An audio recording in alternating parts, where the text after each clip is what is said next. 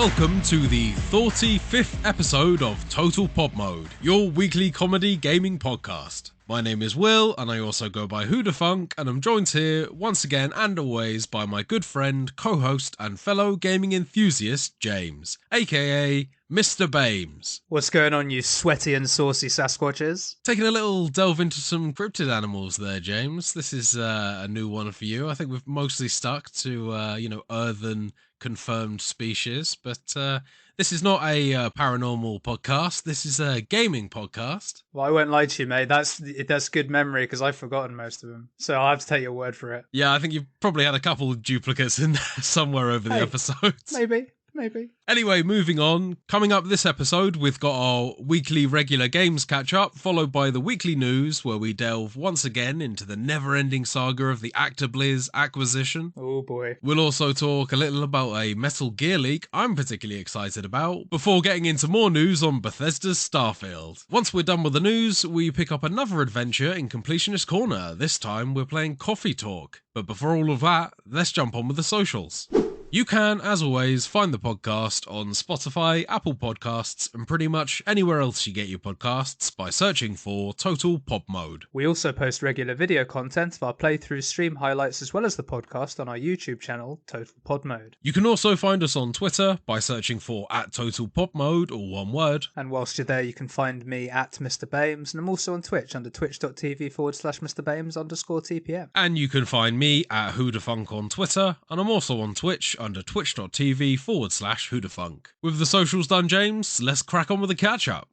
Okay, James, as is tradition, I'm going to hand this one over to you in the first place. What have you been up to this week in terms of gaming? I have only played one game this week outside of Completionist Corner, and that is I've just played more of Diablo 4. Predictably so. Just cracked on a bit with my main character. Pleased to say I did manage to complete the campaign. Oh, nice. Okay. Very, very good. Have you hit level 50 yet, or are you pushed past that by now? 57. Oh, nice. Okay, you're well on your way. Very good boss fights throughout. Really, really fucking cool cutscene, like sort of towards the end. Even though I know you haven't watched any of the cutscenes so far in your playthroughs, right? But I have seen some of the earlier cutscenes. I implore you watch the final one. It's probably a legitimate 5 minutes, quite long, but it's really, really cool. So when you complete the game, I don't think it's too much of a secret that you then get given a special dungeon that basically unlocks World Tier 3 for you. Oh, fine. Okay. So I finished the campaign, jumped into that dungeon, did that, got myself into World Tier 3, and that unlocks a whole host of new sort of endgamey type things. Do you actually get new enemies, or an upgraded tier of enemies, or is it mostly just sort of damage-based difficulty kind of stuff and enemy numbers? It's that, and you do get some new enemies. There's a lot more sort of unique mini-boss spawns that,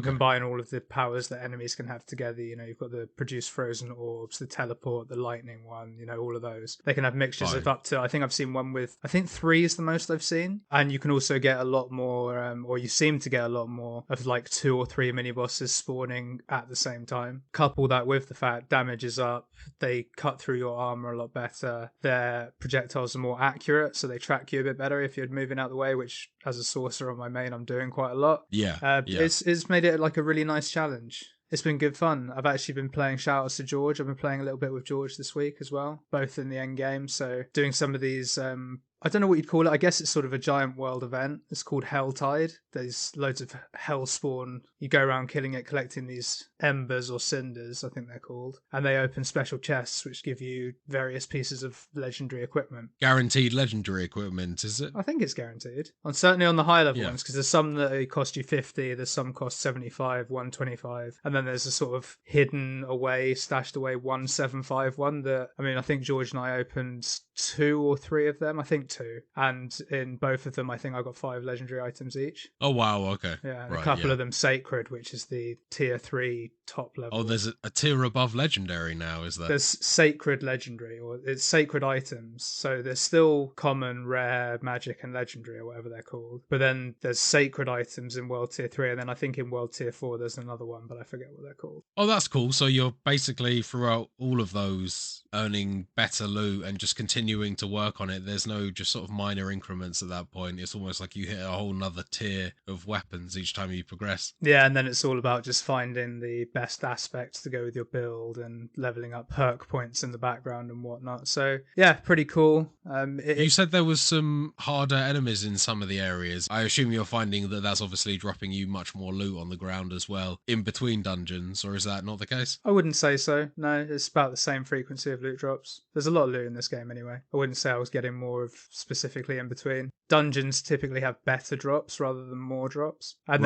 and by the sheer fact that there are a lot more enemies, I guess technically you'll have a lot more items drop, but it doesn't feel like I'm getting more rare stuff, if you see what I mean. Fine. No. I would say the only sort of minor complaint I have, and I think this is more a me thing rather than the game thing, is because the campaign's now over, I still have side quests that I can do and things like that, but the game for me just lacks a little bit of direction now. As a game, it is now officially in the grind phase. What do you do next? I might have to do multiple characters and stuff, which they're going to make you do for Battle Pass anyway, so maybe that's the thing. Is that actually one of the requirements of the Battle Pass, that you have to use different characters? Is the Battle Pass out now? Don't think so, but they've confirmed that it's going to be seasonal characters. But apparently that's been the case in all Diablos. I mean, there certainly was in 3. Absolutely, that was a thing. I do remember occasionally logging in and you'd happen to come in at a certain point halfway through a season. But it's going to be one of those live service games where if you take your eye off it, you are going to miss stuff now. And I think that the frequency of that will probably increase in this one compared to 3 as well. Probably, but to be fair, I think I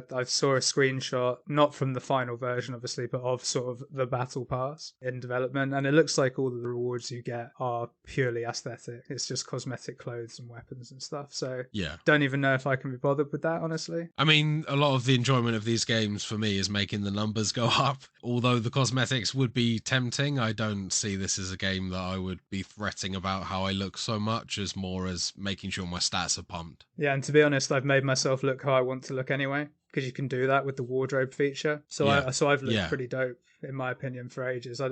Unlocking new stuff isn't really going to affect me that much. But no, so that's been good fun, but that is all I've played this week. So how about you, man? Have you got up to anything this week? Well, I mean, I don't really have much of a long catch-up section because much like you, I've been putting most of my time into Diablo 4 as well. So for the most part this week, I've just been kind of carrying on and progressing my way through as the Barbarian. This time around, I have been watching a few more of the cutscenes as things start to progress a little bit more, and, you know, I haven't seen anything too mind-blowing yet, but I am enjoying getting a little bit more of an oversight of the story. It kind of tends to be whatever mood I'm in, whether I actually watch these things or not. Sometimes I just want to get into a game and crash and just kill a bunch of demons, which, I'm quite happy to do. Rip and tear until it is done. The storyline doesn't matter that heavily to me, but other times when I'm a bit more relaxed, I'm quite happy to sit back and watch a few cutscenes. Yeah, I do know what you mean, but I do implore you at some point to check out the story because it's very good. I'm sure I will. After seeing enough of it now, I think that I probably will go back and fill in a few blanks. But other than progressing the Barbarians campaign forward, I don't have a great deal to talk about other than still having various connection issues. I had one the other day which resulted in me getting booed out of the session. It was one of those kind of Dark Soul moments where they're at 1 HP and you're just about to get the final hit on them, and then all of a sudden everything just went, and it was so frustrating. I couldn't believe it. I'd used all my health potions. Which boss was it? Do you remember? It's the elderly lady that's playing some sort of instrument on the hillside. Oh, the druid lady. Yeah, that's right. Lightning bolts. Okay, she's not too bad. So at least it didn't kick you out. No. It's not like a particularly difficult boss or anything like that. And I've still yet to encounter any particularly difficult boss as the Barbarian. But annoying to have lost progress like that. That was probably one of the more noticeable disconnects that I've had. Haven't had so many disconnects so much as just your occasional lag spikes and things still. Yeah. And I do hope that they kind of get on top of that at some point soon. Yeah, no, I agree with the lag. I said last week that I thought 25% lag time was harsh. I still think that's harsh, but I certainly am a lot more open to that idea now. It's more like 25% of your time that you're playing, there's consistent scattered lag. I think that's the thing. It's not 25% full lag. I can buy into it a lot more now, I'll give you that. But I've not had another disconnect. That's good. So that's been cool. And I have been playing for up to 6 hours at a time. So I'm quite happy with that. But yeah,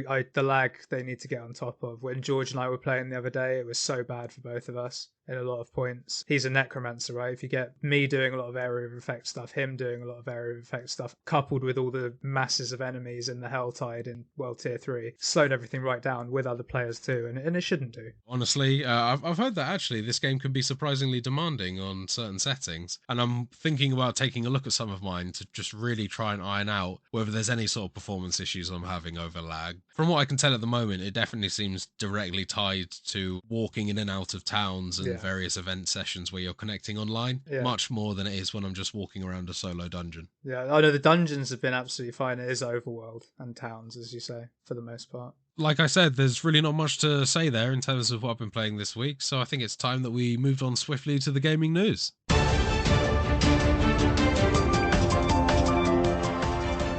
Okay, so our first article of the day. Microsoft admits that Xbox has lost the console wars. The console wars, as it's been dubbed by gamers, has been ongoing for over 2 decades now, with the competition between Sony and Microsoft encompassing 5 generations of consoles from the PlayStation 2 and OG Xbox, all the way up to the PlayStation 5 and Xbox Series X. Opinions on the winner of each generation of console have always been divided, with fanboys on both sides screeching on Reddit and Twitter in belligerent and uncompromising rages soon after either of the opposing sides releases a new and exciting exclusive. Game over, man! It's game over!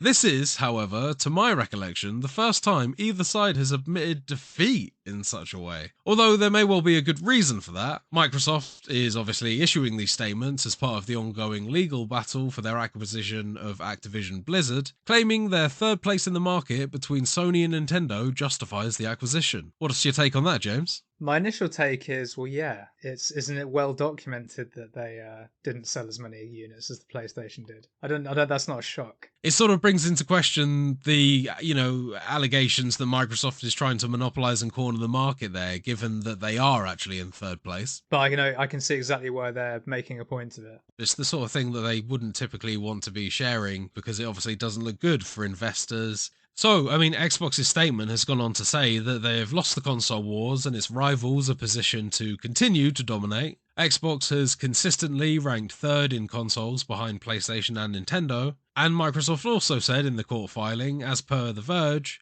in 2001, Microsoft entered the gaming industry with the launch of its first Xbox video game console, in competition with the established incumbents Sony and Nintendo. In that generation, Sony and Nintendo outsold Xbox by a significant margin. With every succeeding generation over the 20 years since, Sony, Nintendo and Xbox have remained the 3 major console producers and have been engaged in what the industry refers to as the console wars. According to Microsoft, Sony is the dominant player in this war and has taken the win with its PlayStation consoles throughout the 5 generations. Xbox, on the other hand, had only 16% of the overall console sales back in 2021, and Microsoft has been holding off of a release of these low figures, as they obviously don't look great, as we mentioned before, for the company and investors, given their sustained efforts within the gaming market. Who knows, though, if this will actually help nudge the needle in their favour in terms of the opinion of the FTC, the Federal Trade Commission in North America. And funnily enough, I do think I saw a tweet from a journalist, I believe, called Florian Muller, who was stating that the FTC has precedent with another case back in the day of seeing new evidence such as this and changing their mind on it, in a nutshell. Okay, so the appeal's obviously been lodged, so it sounds like there may well be a good chance that they will accept that and relook into things.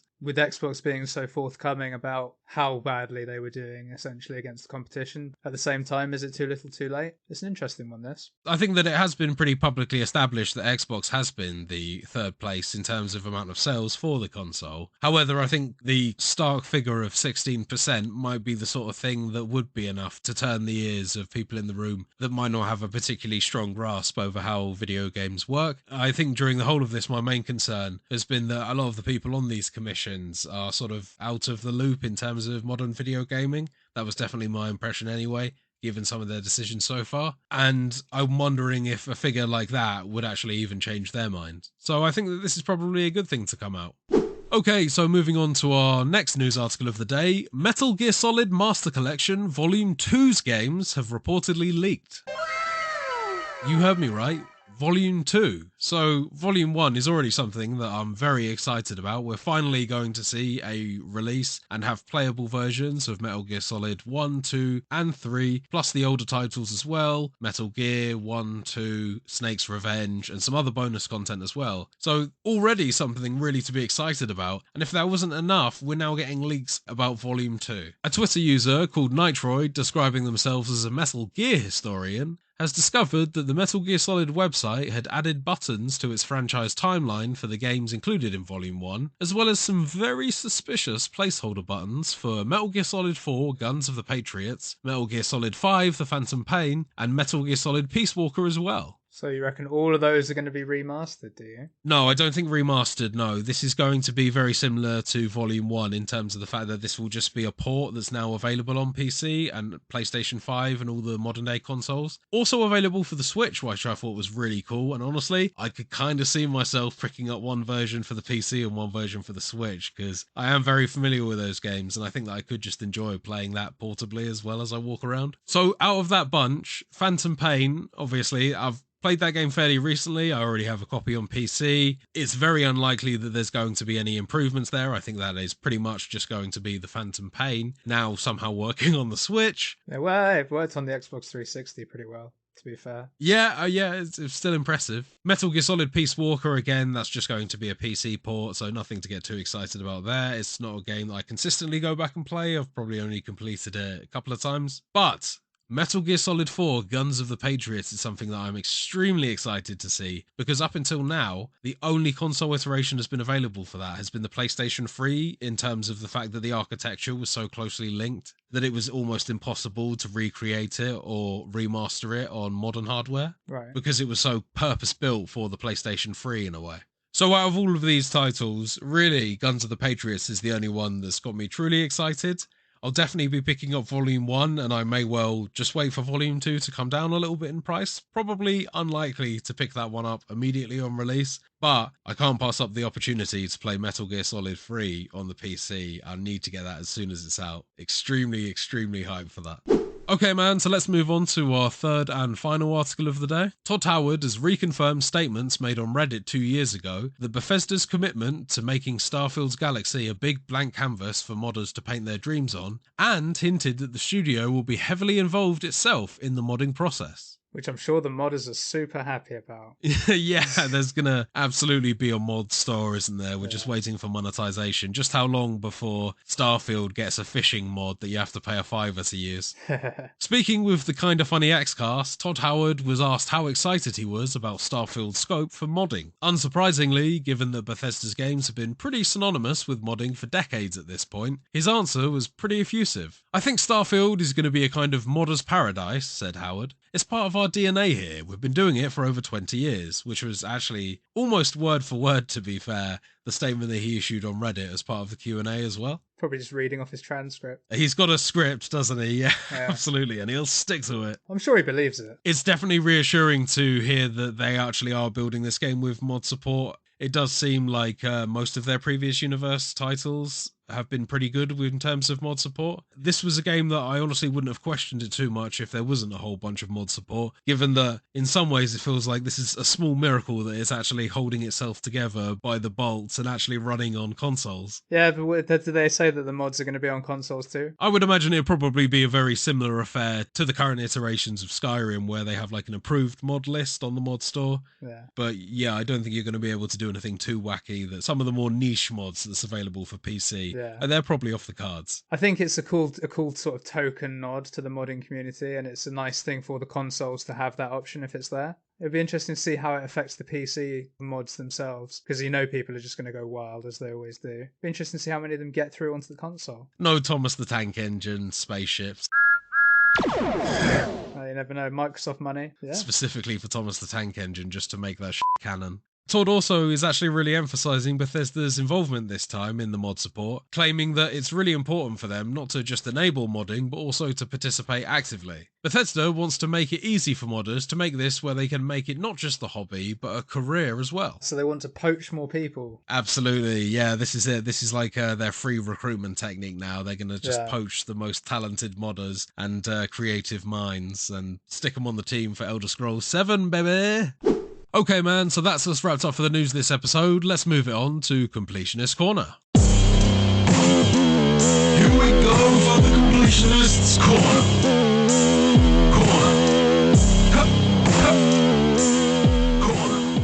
This week, James and I played a game that was completely new to me. However, James has actually played this one before, and we even talked about it on a really early episode of the podcast. It might have even been episode 1, James. It was episode 1. I'm of course talking about Coffee Talk, the barista simulator / graphic novel where you play as the owner of a coffee shop called, you guessed it, Coffee Talk. The game was developed by Indonesian indie studio Togi Productions and was released in January 2020 for PC and consoles. The main creator of the game, Mohamed Fahmy, was inspired by a Japanese TV show called Midnight Diner, which revolves around a chef whose restaurant only opens after midnight. The game takes place in autumn in a modern, alternative, rainy Seattle, Washington in the year 2020, where elves, orcs, mermaids, catgirls, and many other fantasy races live together with humans. As we mentioned before, the player controls the owner of Coffee Talk, where our goal is to serve coffee to our diverse range of customers. This world seems very familiar at first, despite various fantasy races wandering around outside our shop. People have jobs, cars, have parties, festivals. However, each day begins with a screen where we see the newspaper headlines, which often show a darker side to the world, often with issues and conflicts that we wouldn't face in a regular world, such as a zombie virus outbreak, or public shortages of an anti-fury medication used to suppress werewolves when they become frenzied. The plot of the game takes place over the course of 2 weeks, where each day our customers visit the coffee shop and order coffee. The gameplay consists mostly of reading and following the dialogue of each of the characters. Occasionally, you'll be receiving hints as to what their preferences might be, or important things to remember such as dietary restrictions. As you click through the dialogue, occasionally customers will enter and order coffee, at which point you enter the brewing screen. At this stage, you can pick up to 3 ingredients, a base, primary, and secondary ingredient. These ingredients include, of course, coffee, milk, green tea, black tea, ginger, cinnamon, honey, and quite a few more. Yeah, some pretty disgusting ones too, in my opinion. Shout outs to the coffee you can put a f***ing egg in. Yeah, that's a very odd choice there. Yeah, definitely a new one on me. Indonesian delicacy, I believe. Okay. A lot of the recipes in this game are real. Yeah, absolutely, and they kind of represent a lot of different tea consumption throughout the rest of the world. Once you have selected the ingredients in a specific order, you can press the brew button to begin brewing, or select reset if you've made a mistake. At this point, a nice panelled animation takes over, showing the making of the espresso, cutting ingredients, pouring milk, honey, etc. Accompanied with some very nice sound effects too.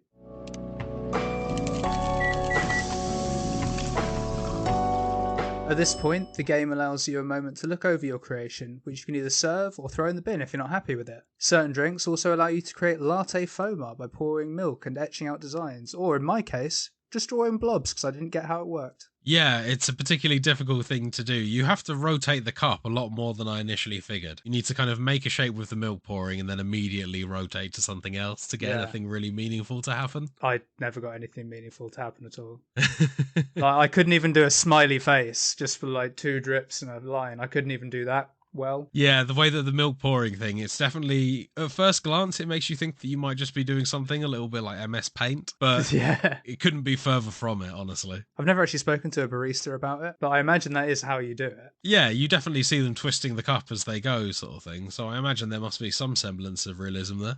It is a barista simulator, after all. There are also lots of special drinks in the game that you can make using the right ingredients in the right order, and certain customers will only give you the name of the drink, meaning that you've got to use your smarts and sometimes a little bit of luck to make the right combination. The game only allows you to throw away a maximum of 5 hot drinks per day, so there's actually a limit to how many times you can retry making the right combination for customers. But what is nice about this game is that when you do get a drink right, or even if you get it wrong, it will go in your recipe book permanently, and you can always reference back your recipe book if you forget how to make a drink. Very handy when there's one particular character who has a repeat order that you kind of need to know. Yeah, exactly that. Yeah, as we kind of mentioned earlier, the game does give you regular hints along the way at certain things that will just pique your attention enough to make you think, hey, I should probably remember that for later. But Who are some of these quirky characters that we keep on referencing? Well, let's get into some of the people that we'll be meeting, serving, and genuinely nosing about their lives throughout this game. So I think first and foremost, probably very appropriate to sort of open with arguably the main character outside of yourself. Yes, absolutely. I would say so. Yeah, she's your most recurring, most loyal customer. And never f***ing pays for anything. It's the lovely Freya. Green hair, wannabe author, writing a big old story that she's given herself a hard deadline for. Like she's got herself in a situation, and so she spends all her nights at the coffee house looking for inspiration. Yeah, that's exactly right. She's technically moonlighting from her current job at the Evening Whispers, the newspaper in the game, and using that office time to write her novel on the side. At least at the start of the game, it's not going well. So next up on the roster, we also have Georgie, the police officer. We do. Lactose intolerant brat.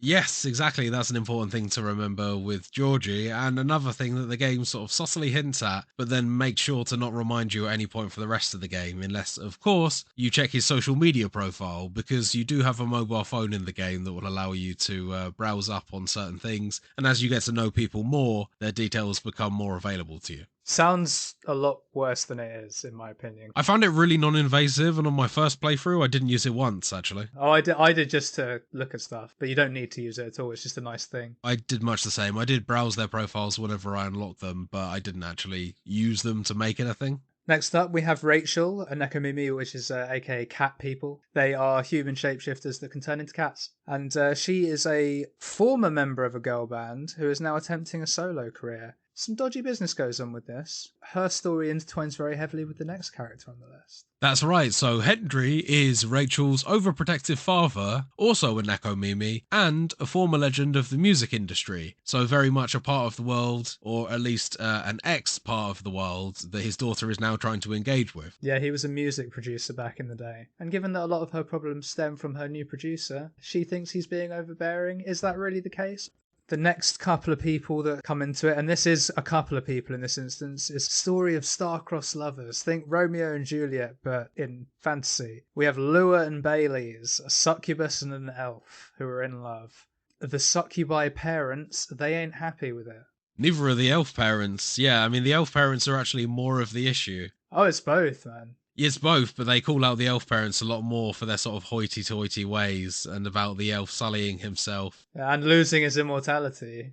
Next, we also have Gala and Hyde, who are a werewolf ex-bodyguard turned hospital administrator and a vampire skincare model. The reason for being a skincare model, obviously, that vampires do not age, and it's a whole scam. And claiming that the pale, absolutely perfect skin of the vampires is actually as a result of using various lotions and potions. But then the final character that we meet along our way is a character who doesn't actually have a name initially. I believe we give him the name Neil, or he gives himself the name Neil as a result of meeting other people, because he's a very odd chap, this guy. He's an alien who is attempting to learn more about the human race, our ways, with the ultimate goal of impregnating someone. And he sort of comes in randomly, asks us some fairly inappropriate questions along the way, is very socially awkward, so naturally we give him a job to give him a bit of the sort of customer facing experience, and he's quite fun. Drinks through his finger. That's after he's had a bit of an arc at that point. I think that I think his main arc there is that for the most part he just wants to sleep with another person, but then at that point he decides that in order to do that he's going to need to learn a lot more about us. Yeah. So he decides that the best way to do that is to interact with people as a coffee shop employee. He's seen how we work throughout the game. Why would he not want to give it a go? As James mentioned there, he also happens to drink through his finger, so whenever you serve him a nice beverage, he dips his index finger inside the cup and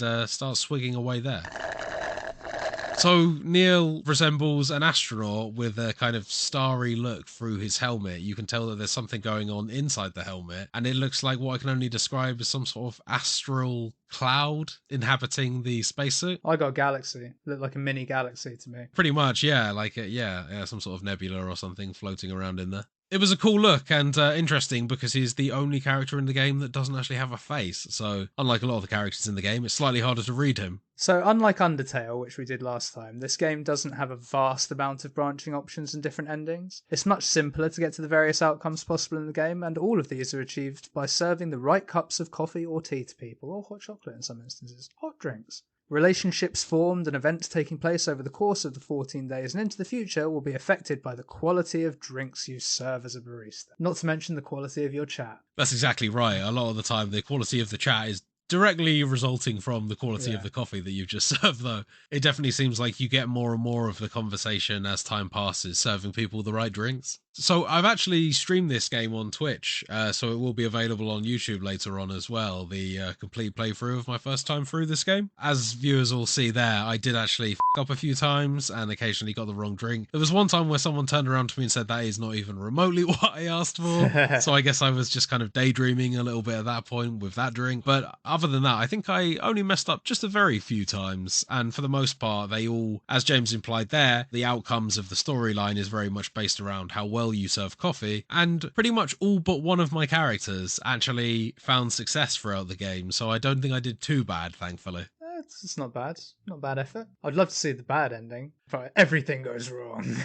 Yeah, honestly, it's not too depressing, so I suppose we should probably get into the storylines, then we can talk a little bit about the various ways that things can end up for our characters. Yes, let's. So, seeing as we started to mention Freya at the beginning of our list of characters, we might as well talk about her story a bit more. So, as James mentioned before, she's an aspiring author / current newspaper writer for the Evening Whispers, and as her story progresses, she's kind of getting progressively more and more stressed out over whether she's actually going to be capable of writing this novel that she's promised within the course of 2 weeks. Just so happens to be the exact length of time that the game is also spanning. And the sort of crux of Freya's story really hinges on one major decision, ultimately. As we've sort of said before, she's always the first customer in every night. She's always there, always ordering drinks and never f***ing paying for them because we're nice to her. So we see this situation develop. We see the stress she puts herself under. And as I sort of mentioned earlier, she comes in at one point looking absolutely like bags under her eyes. She's just in a complete state.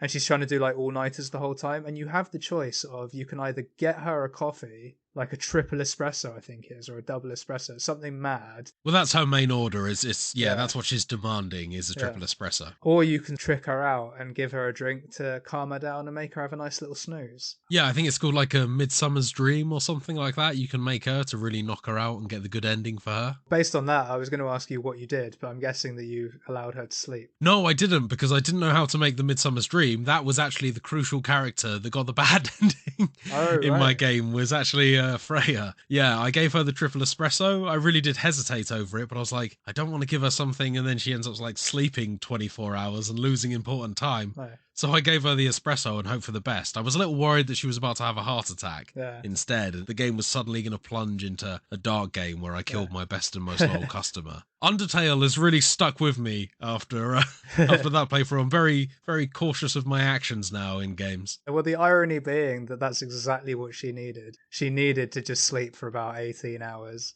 And if you give her the Midsummer Dream, she goes to sleep in the booth, sleeps for hours. It was roofies! And then you get her good ending because she's focused and she actually is able to write her masterpiece. I assume. I've never actually failed a questline in this game, so I don't know any of the negative outcomes. Yeah, so Freya's positive outcome there, obviously being that she manages to write a good book that gets picked up and happens to sell a bunch of copies. The negative outcome being that she manages to get approved, however, she's got something like 2 months to come up with better ideas because they're not quite happy with it before release. And then when she does ultimately release the book, it comes out to less than positive reviews, and at that point she just sort of goes back to her day job and dreams of still being an author. A lot of the bad endings in this game aren't necessarily awful endings, they're more just kind of like things stay the same and depressing. Yeah, just crushing of dreams. They're not that bad, they're just crushing people's dreams. So we'll talk about the next 3 characters pretty much all together because they're all very closely related. I'm talking about Georgie, the human police officer, Rachel, the Nekomimi cat girl, and Hendry, Rachel's overprotective catman father. Yeah, overprotective's a little harsh as it turns out. That's initially how it seems. I think the situation's bad, but he still is overprotective, I think is the kind of the main thing. Is he's overprotective in terms of he actually punches a guy because he hears some guys talking about his daughter. I think that could be classed as overprotective in terms of assaulting someone over them just speaking privately. Yeah, dude, about how they're gonna, like, destroy her fucking butthole. Yeah, like it's I don't know, if I was a dad, I think that's fair enough. You hear some people like talking about how they're going to plow your daughter. I think that's fair. It's not like they're intentionally discussing that in front of him. I don't think that they were saying that to his face as a means to insult him, sort of thing. No, but still. I mean, yeah, it's not a good thing, but I mean, in reality, which this game does seem to kind of base itself in, you can't just punch someone because they say something you don't like. I don't know. Or turn into a cat and attack them. I don't know, you see that shit all the time. Yes, on Jeremy Kyle, you see that shit all the time. No, just in the world, dude. Yeah, I know, but it never goes well for those people. They always end up in jail. That's not true, but we won't get into that. So you're sticking with the fact that it's okay you're not being overprotective by beating up a stranger because you overheard them talking about your daughter. I don't think that's overprotective. I think that's protective. What are you protecting your daughter from if they're talking about her just discreetly like that? They're just talking about how they want to go downtown on her. I think it's literally like what could be described as, even though it's not as it's like locker room conversation. So I don't really feel like it's a reason to assault someone particularly, although it definitely is an absolute dick move to be talking about someone like that. So the main sort of issue at hand here is that Rachel appears in our coffee shop one day, seemingly distressed because she's had an argument with her father over the fact that she accuses him of being overprotective and controlling and won't let her sort of live her own life as an 18-year-old. She feels entitled to make her own decisions. Throughout the course of the game, you encounter various scenarios which suggest the world that Rachel is getting involved in, she may well be getting in and over her head, hanging around with increasingly dodgy characters, and actually the threat of her new manager being another industry hardcore head who is clearly involved in some shady business, a lot of drug taking, partying, and things that a father should genuinely be concerned about for his daughter. Quite right too. So, I suppose the kind of large crux of this game is ensuring that they all get the right drinks, because it essentially turns out that... Sorry, that's just such a funny sentence. So I guess the crux of fixing their lives is we just need to give them the right drinks. She just needs a lot of chocolate, and her dad needs a lot of milk when he gets beaten up after assaulting two of the producer's henchmen. No, and yeah, as we all said, it comes down to she's always looking for a pick-me-up because she feels her father's getting involved, and eventually because she realizes her father was right, and he's always coming in being like, I don't get young people, like I wish I was closer with my daughter, we used to be so tight. How do you do, fellow kids? And I think he's the one that asks for the specific Indonesian tea with the egg in it. If I certainly made it for him.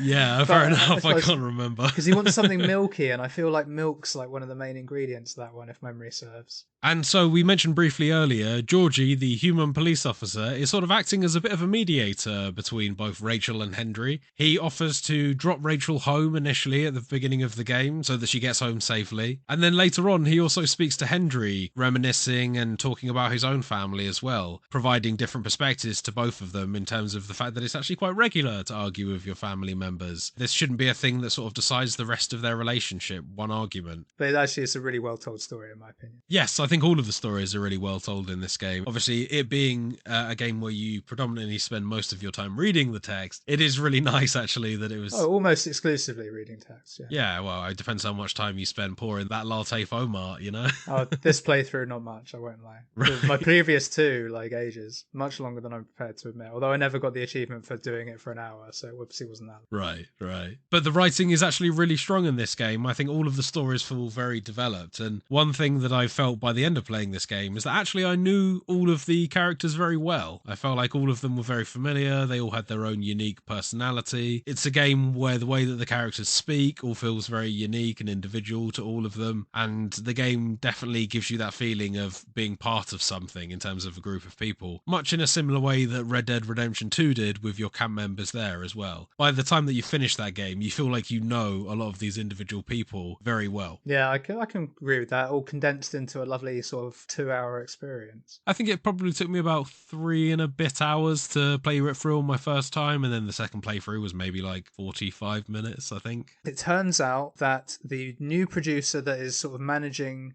Rachel's solo career, who Rachel this whole time has been saying knows what he's doing, has my best interests at heart. It turns out that he's a proper wrong in this guy. Basically everything that Rachel's father was sort of saying would happen ended up happening. And he does get his comeuppance. He gets arrested. And I can't speak to the bad ending of this one, which I'm really interested to hear about. But the good ending is that Rachel's solo career takes off and her dad sort of comes out of retirement to be her manager. That's and right. It's a really nice sort of story. An industry legend returns. There really isn't much of a difference between these negative endings. So the negative ending is essentially her career continues, her father doesn't come back into the game, and she just gets a new manager. That's pretty much it. Oh, that's boring. Yeah, there's what you'll notice is a lot of these slides is they often start off the way that the game is presented, the way that the endings are presented is that you'll see sort of what look like Polaroid photos of a certain scene, and then depending on the ending that you've got, the photo will fade into the same but altered photo. And in this one, either her dad appears in the foreground of the photo staring at her in the audio booth, or just a kind of random weird looking guy.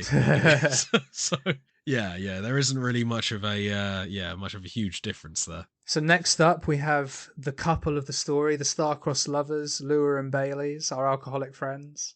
So they're not actually alcoholics, I should say, it's just named after drinks there, but succubus and an elf. Lua, the succubus, she just has like a office job, sort of fairly high up, management style-y type thing, busy quite a lot of the time. And Bailey's the elf, her beau, her fiance. I don't know how to, I think the term drifter's a bit harsh, but he's kind of like a... He's a freelancer, yeah. I think is the professional term. Yeah, he's a freelancer. Yeah. A drifter. Yeah. And he's just very chilled out guy, just goes from job to job. And there's a lot more laid back about the sort of sheer mountain of problems they have as a couple than Lua is. As we alluded to earlier, neither of their parents are particularly happy with the fact that they're together and looking to get married, particularly the Elven family, who are threatening to take away his inheritance, his immortality. And this story starts off very Romeo and Juliet, they're making the best of it. But then it gets to a point where they're sort of arguing about it so much that actually Lua starts to have second thoughts. I think mostly around the fact that if their relationship were to progress, and then one day, if Bailey's were to suddenly regret being with her, that he would then blame her for losing his immortality. Yeah, and therefore she wants to end it so that they can save both of them that heartache in the future, potentially. That's right. And of course, through the power of making them bang in drinks. And with a little bit of help from some of the other characters that we'll get onto shortly. Yeah. A little bit of tough love from them characters, let's say. A little bit of a push. Certainly in the good ending, they end up sticking with it. They get married.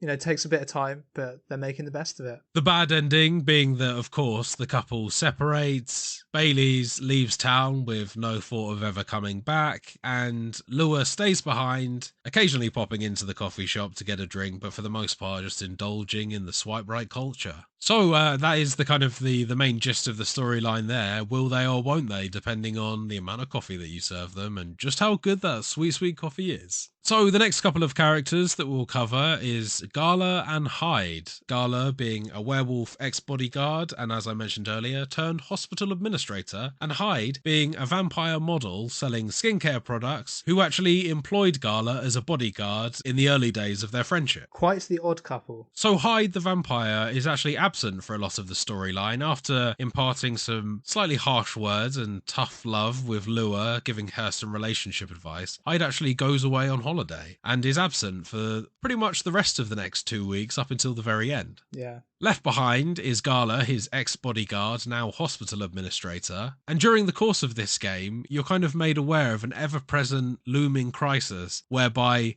werewolves in the world require a specific vaccine that suppresses them during their frenzied fury stage. The problem with this vaccine, however, it's discovered that it's actually dangerous to werewolves, and a lot of the werewolves in society suddenly begin rallying against the hospital where Gala is located. During all of the ruckus and during this riot, Gala protects the hospital, saves a lot of people, also during this time becomes frenzied himself. And that is the point where your main decision and saving function for Gala comes in, where he bursts into your coffee shop whilst you're speaking to Freya, the aspiring author, and sits down, roaring at you, I guess gesturing as if he wants something to drink is the best I can describe it. But for the most part, he's just kind of stomps in and sits down.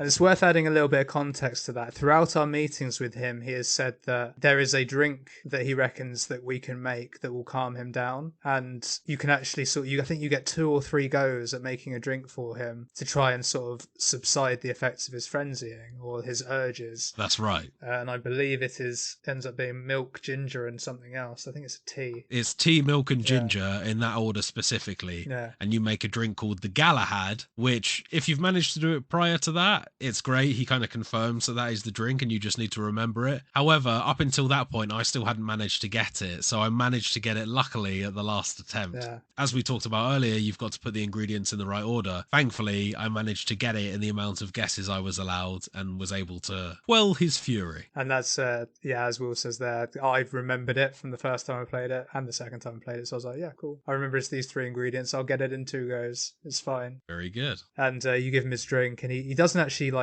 de-transform there and then. He just storms off basically, but he comes back in the next day and it's all happy days. Yes, he's very thankful. He yet again saves Freya from buying another coffee and actually offers to pay for her drink. I'm very pleased that the coffee shop survived that night. I can only assume that if you didn't do that he would damage something, and I don't know whether he would just drink it and then walk out, or whether he would drink it and then trash the place if it was the wrong drink. So next up we have Neil, who we've covered in great detail earlier on when we were sort of introducing the characters, but just for a reminder, he was a big old spacesuit wearing guy coming in looking to learn more about the human race to eventually impregnate someone. As we mentioned, we have conversations with him, we make him some drinks, he drinks through his finger, and the first time he comes in, nothing really comes of it. It's just sort of quite a weird encounter. And actually after that, we get an interesting visit from what looks to be sort of a federal agent. And he looks kind of like an FBI agent, but it's not FBI in this game, it's FIR. He just comes in and says, have you seen anyone weird? Interestingly, our character's quite tense around this guy. He is, yeah, that's unusual for our character to seem unsettled. Yeah.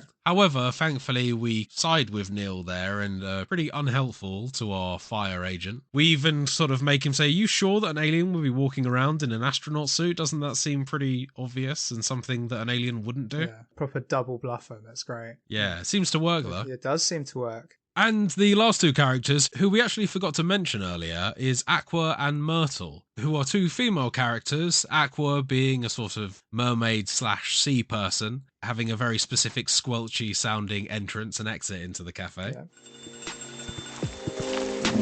And alongside her is Myrtle, who is a orc lady who I believe is actually a game designer working on what sounds very much like this universe's version of Call of Duty. Yes. They don't start off together. Initially, we just have Myrtle in our shop, I believe. And then Aqua comes in. Very unassuming, not particularly sociable. No, just give me my drink and sort of let me be. I'm just reading. Considering the rest of the characters in the game, you could almost describe her as unfriendly. Yeah. Given that everyone else seems to be so open to having a conversation and spilling their guts within 5 minutes of meeting anyone else. Yeah, she does have a bit of a gruff exterior. And Aqua is actually very nervous and of a shy disposition. She feels like she's constantly putting her foot in it and embarrassing herself. And Aqua actually works as a game designer herself, working on much smaller indie titles. Obviously, completely different to the large-scale titles that Myrtle is working on. Yes, and as Will sort of intimated there, she just has very low self-esteem, low confidence. Just needs a bit of a boost. And throughout the course of the game, that is what Myrtle eventually ends up giving her. Certainly in the good ending, they become incredibly close. It's never really said that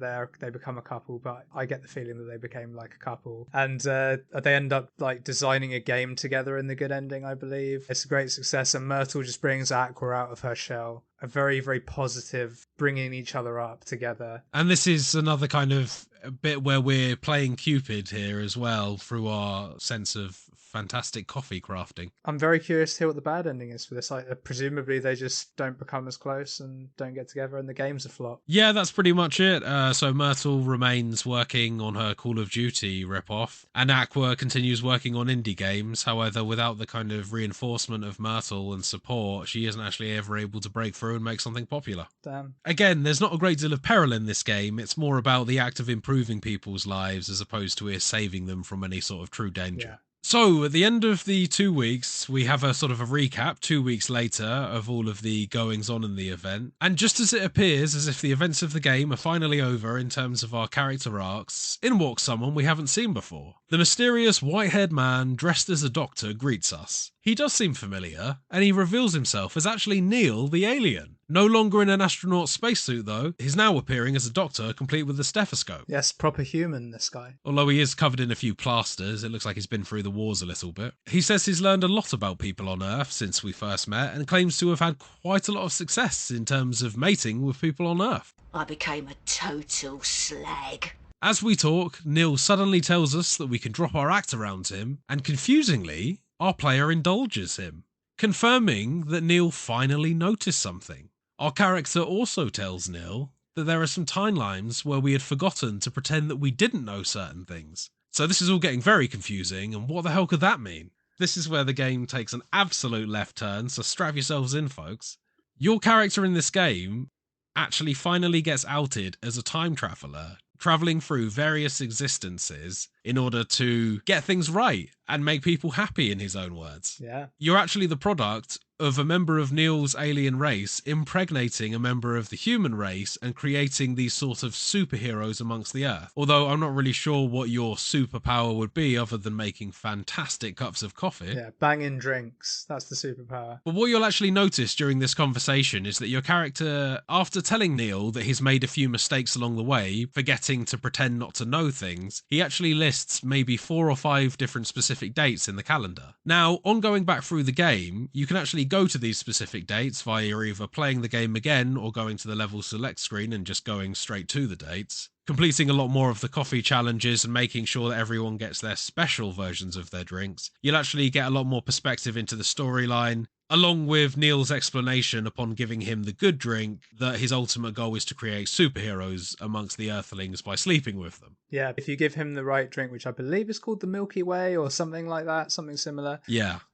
He like almost gets drunk and just becomes like a truth spiller. Oh yeah, man, just this is what my plan is. This is what I want to do. I probably shouldn't have said all that. Shouldn't have said that. But the interesting thing about this sort of multiverse time traveler feature is that if you do play the game again as a second playthrough, you will literally like give away spoilers to the customers in parts of your conversation, and they call you out like, what are you on about? We haven't done any of that. There's maybe 3 or 4 points in the game where Freya calls you out for knowing someone's name before they've introduced themselves, or something similar. Yeah, and it gets more funky like the more playthroughs you do. Nice touch. And at this point, Freya's story even changes as well. And instead of writing her novel about the coffee shop, which wasn't so successful in my first attempt at this game, she's now changed her mind to write a story about a time traveller, surprisingly. Yeah. Still drawing inspiration from the real world. And on your second time through the game, you actually speak with Neil once again and tell him that this time she actually managed to realise this is one of those parts of the multiverse where Freya finally does realise that you are in fact a time traveller, and then goes on to write a very successful book. Yeah, and keeps your secret. Loyal customers. You also get some very mild hints that something is slightly mysterious about our player character earlier on in the game. Someone does sort of question how, given the fact that you don't have all that many customers, just how you manage to stay afloat. At which point Freya kind of interjects and says, oh, don't worry about them, you know, they've just got plenty of money, we're super rich. And just before she says that, you actually tell the person who was asking that it's just your little secret. Yeah. So once again, it kind of implies there that what is this secret that this coffee shop owner is hiding? Well, who would have guessed you were a time traveller all along? I think at that point you're pretty much done with the game, other than getting a few more achievements in the endless mode. Yeah. So yeah, I'm not sure whether there is too much more left of the storyline of the game. You tried to do that endless mode? No, I haven't. Yeah, No. It gets hard. I think the first achievement is for doing 25 in a row. I got to 21 and I was trying.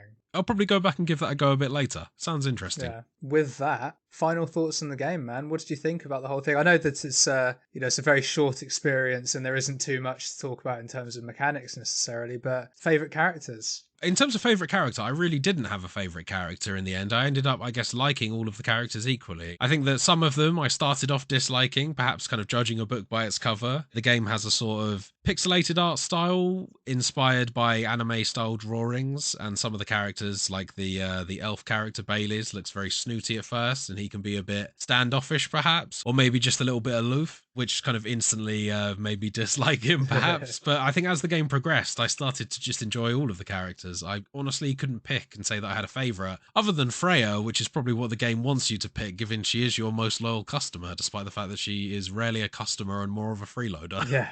No, yeah, I agree. Freya's probably my favourite character, but shout outs to the Hendry and Rachel storyline. I thought that was a really, really well told story. the most well told. Yeah, as we've said, they're all great, but that one was particularly excellent, I thought. Yeah, that was a storyline that I enjoyed as well. I thought that the sort of interjections from Georgie and the sort of talk about family values and stuff like that, it all got quite introspective there. And that brings me nicely on to, I guess, my comments about the writing in the game itself, which I thought it was genuinely an absolute pleasure to read through. I really enjoyed the art style. I really enjoyed the way that the game was set as the perspective of you sat behind the bar, staring at the chairs and various characters coming in and out. You've also got the window in the background and you can see pedestrians walking past, silhouettes of cars and things going in the street. And the music to go along with it, which was kind of very sort of like slow jazz lounge music with a bit of an electronic feel occasionally. And then, occasional bits of louder music when it was necessary, like the werewolf encounter that you have. And the overall mood of that game, the sum of its parts, was something that I'll really remember for quite some time.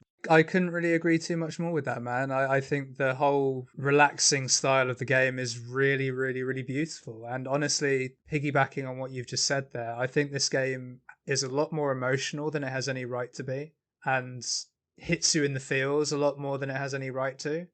Yes, it gets you very invested quite quickly. And, as we sort of said, you can put 2 playthroughs of this game in 3 hours. Like, you really don't have to spend much time in this game at all. But you almost want to when you're playing with it. The relaxing atmosphere, often it's raining and you get the feeling that you're just like in a nice warm room just chatting to mates. So shout outs to the team. And I don't know about you, but I will certainly at some point when I've cleared my list a bit be picking up Coffee Talk 2.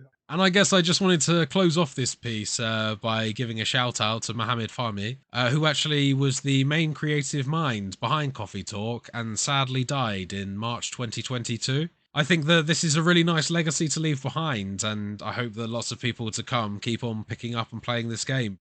Okay, man, so that brings us to the end of Completionist Corner and the end of the episode. Just before we go, it's time to lay out the socials. You can, as always, find the podcast on Spotify, Apple Podcasts, and pretty much anywhere else you get your podcasts by searching for Total Pod Mode. We also post regular video content of our playthroughs, stream highlights, as well as the podcast on our YouTube channel, Total Pod Mode. You can also find us on Twitter by searching for @TotalPodMode, all one word. And whilst you're there, you can find me at Mr. Bames, and I'm also on Twitch under twitch.tv/MrBames_TPM. And you can find me at whodahfunk on Twitter, and I'm also on Twitch under twitch.tv/whodahfunk. With all that said, guys, I would just like to drop a quick reminder to give us 5 stars on iTunes, drop us a like on our YouTube videos. We're really trying to grow the podcast, and it is the best thing you can do to support us. Comment on the videos. Have I given an opinion that you particularly agree with? Has James dropped an absolute clanger that you can't wait to rinse him on? Probably.